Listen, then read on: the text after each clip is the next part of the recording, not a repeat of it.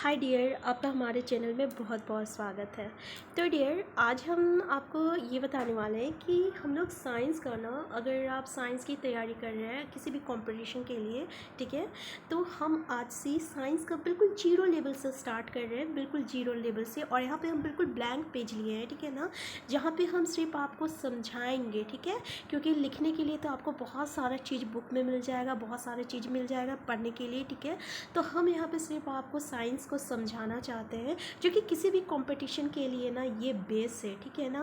क्योंकि अगर साइंस में ना बहुत सारी चीज़ें जो होती है ये समझने के लिए होती है, और अगर आप समझ जाते हैं ना तो फिर याद रखना भी थोड़ा इजी पड़ जाता है डियर। क्योंकि कंपटीशन लेवल का तैयारी अगर सिर्फ आप एमसीक्यू के बेस्ड पे है ना, तो ये एक गलत तरीका है। क्योंकि साइंस का तैयारी अगर आप कर रहे हैं तो इस तरीके से कीजिए जो कि बिल्कुल जीरो लेवल से हो और जो कि आपकी पूरी कॉन्सेप्ट को क्लियर करे, ठीक है डियर। तो हम बता दें कि हम यहाँ पे एमसीक्यू क्वेश्चन भी, एमसीक्यू प्रैक्टिस सेट भी जो है रेगुलरली अपलोड करते हैं साइंस का। तो अगर आप हमारे चैनल में नए हैं ना तो हमारे चैनल को सब्सक्राइब कर लीजिए। और तो चलिए डियर, स्टार्ट करते हैं। तो आज हम साइंस का पढ़ेंगे, साइंस का स्टार्ट करेंगे केमिस्ट्री से, ठीक है। और ऐसे ही हम लोग हर एक क्लास में स्टार्ट पढ़ेंगे केमिस्ट्री, बायो और फिज़िक्स। तो आज हम केमिस्ट्री का बिल्कुल जीरो और बेसिक लेवल से स्टार्ट करते हैं। तो केमिस्ट्री डियर है क्या, सबसे पहले ये देखते हैं। तो देख लीजिए, केमिस्ट्री जो है ना एक ब्रांच ऑफ साइंस है, ठीक है, जो कि डील्स करता है आपका किससे, अरेंजमेंट ऑफ एटम्स और ट्रांसफॉर्मेशन ऑफ एटम्स। एटम्स को हम लोग हिंदी में परमाणु बोलते हैं, ठीक है। तो ये जो होता है ना, अरेंजमेंट ऑफ एटम्स और ट्रांसफॉर्मेशन ऑफ एटम्स, मतलब इसमें क्या होता है, एटम जो रहता है अरेंज होता है और ट्रांसफॉर्म होता है एक फॉर्म से दूसरे फॉर्म में। जैसे कि यहाँ पे हाइड्रोजन, ये हाइड्रोजन मॉलिक्यूल ये गैस फॉर्म में है, ठीक है। अगर यही ये ऑक्सीजन मॉलिक्यूल के साथ कंबाइन करता है तो ये एक न्यू प्रोडक्ट देता है, ठीक है, जिस क्या है ये, वाटर। अब ये वाटर कौन से स्टेट में, लिक्विड स्टेट में। तो देखिए यहाँ पे क्या हो रहा है, आपका एटम का अरेंजमेंट होता है और ट्रांसफॉर्मेशन होता है, जहाँ पे एक न्यू प्रोडक्ट का फॉर्मेशन हो रहा है, ठीक है। यही आपका केमिस्ट्री है, ठीक है, याद रखिएगा, यही केमिस्ट्री है, ठीक है। तो आप ये देख लीजिए, ये जो आपका लेफ्ट साइड में रहता है ना, इसको हम लोग रिएक्टेंट कहते हैं, और ये जो राइट साइड में रहता है इसको हम लोग प्रोडक्ट कहते हैं, ठीक है। तो हम इंग्लिश से हैं इसलिए हम इंग्लिश बता रहे हैं कि ये आपका जो रहेगा, अगर क्वेश्चन में आए तो याद रखिएगा, लेफ्ट हैंड साइड को हम लोग रिएक्टेंट कहेंगे और राइट हैंड साइड को हम लोग प्रोडक्ट कहते हैं।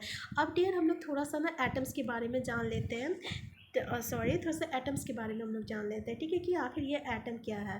तो डियर सबसे पहले ये देखिए कि एटम जो रहता है ना, किसी भी एलिमेंट का, यानी किसी भी पदार्थ का हम लोग बोले, एटम मतलब परमाणु, ठीक है। परमाणु जो है किसी भी पदार्थ का, और एलिमेंट मतलब होता है पदार्थ, ठीक है। तो किसी भी पदार्थ का ये छोटा जो पार्ट होता है, ठीक है, सबसे छोटा पार्ट जो रहता है उसी को हम लोग क्या कहते हैं, आपका एटम कहते हैं, ठीक है, यानी परमाणु कहते हैं। किसी भी पदार्थ का छोटा पार्ट जो रहता है वो परमाणु कहलाता है, यानी एटम। एलिमेंट का किसी भी छोटे पार्ट को हम लोग एटम्स कहते हैं। जैसे कि अगर हम लोग एलिमेंट कार्बन का बात करें, या हाइड्रोजन का बात करें, या सोडियम का बात करें, ये आपका पदार्थ है, ठीक है, एलिमेंट है।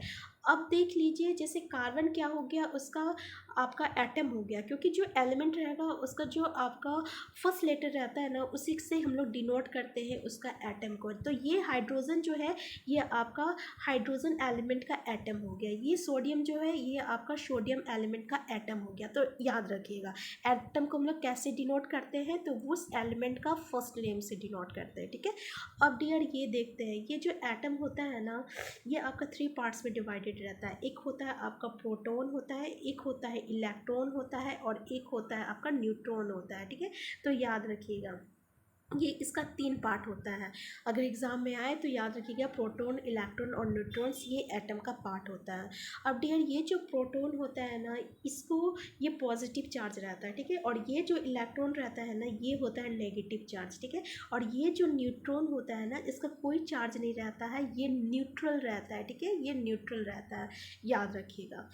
अब आते हैं हम लोग एटॉमिक नंबर पे। डियर, एटॉमिक नंबर क्या होता है? आपके एग्जाम में बार बार पूछा जाता है एटॉमिक नंबर क्या रहता है। आप कभी रट्टा मारते हैं तो याद रखिएगा, रट्टा मारने की ज़रूरत नहीं है। एटॉमिक नंबर जो रहता है, हम लोग ये भी कह सकते हैं, मान लीजिए आपका कोई एलिमेंट दिया हुआ है सोडियम, बोलेगा कि उसका कितना इलेक्ट्रॉन है, उसमें 11 इलेक्ट्रॉन है या 11 प्रोटॉन है। ठीक है, 11 इलेक्ट्रॉन है बोलेगा या तो 11 प्रोटॉन बोल देगा। और पूछेगा इसका एटॉमिक नंबर कितना है, तो डियर उसका एटॉमिक नंबर कितना हो जाएगा? इसका भी एटॉमिक नंबर जो हो जाएगा आपका 11 हो जाएगा। ठीक है, एटॉमिक नंबर कितना हो जाएगा आपका? 11 हो जाएगा, क्योंकि एटॉमिक नंबर जितना आपका प्रोटॉन रहता है ना, उतना ही आपका एटॉमिक नंबर रहता है। ठीक है, यानी number of proton equal to number of electron, ये दोनों इक्वल रहता है। Sorry, number of electron, proton और इलेक्ट्रॉन किसी भी एटम में, किसी भी परमाणु में इक्वल रहता है, याद रखिएगा। ठीक है, यहाँ पे जितने भी प्रोटॉन रहेगा वो इलेक्ट्रॉन जो रहेगा किसी भी एटम का, इन एन एटम, वो इक्वल रहता है। ठीक है, और इसी के बराबर आपका एटॉमिक नंबर भी रहता है। चीज़ों को समझने का कोशिश कीजिएगा, उतना ही आपका एटॉमिक नंबर रहता है। यानी एटॉमिक नंबर को हम लोग नंबर ऑफ प्रोटॉन भी कह सकते हैं और नंबर ऑफ इलेक्ट्रॉन भी कह सकते हैं। ठीक है, अब बात आता है एटॉमिक मास का। तो डियर, अब एटॉमिक मास में कभी कंफ्यूज मत होइएगा, क्योंकि एटॉमिक मास और मास नंबर जो रहता है आपका, ये क्या रहता है आपका? Number of electron plus number of neutron होता है। ठीक है, नंबर ऑफ न्यूट्रॉन। अगर मान लीजिए आपका नंबर ऑफ न्यूट्रॉन दिया हुआ रहेगा, ठीक है, इलेक्ट्रॉन दिया हुआ रहेगा, तो आप इजीली आपका एटॉमिक मास निकाल लीजिएगा। लेकिन अगर आपका नंबर ऑफ एटॉमिक मास दिया रहेगा और नंबर ऑफ इलेक्ट्रॉन रहेगा, ठीक है, तो नंबर ऑफ प्रोटॉन भी आप इजीली निकाल सकते हैं। ठीक है, याद रखिएगा। जैसे कि यहाँ पे सोडियम का आपका एटॉमिक नंबर कितना है? 11 है। ठीक है, तो इसका एटॉमिक मास कितना है? 23 है। तो इसका न्यूट्रॉन कितना हो जाएगा? इसमें न्यूट्रॉन इक्वल टू कितना हो जाएगा? 23 माइनस 11 यानी 12। ये आपका नंबर ऑफ न्यूट्रॉन हो जाएगा। ठीक है, तो इस तरीके से आप निकाल लीजिएगा।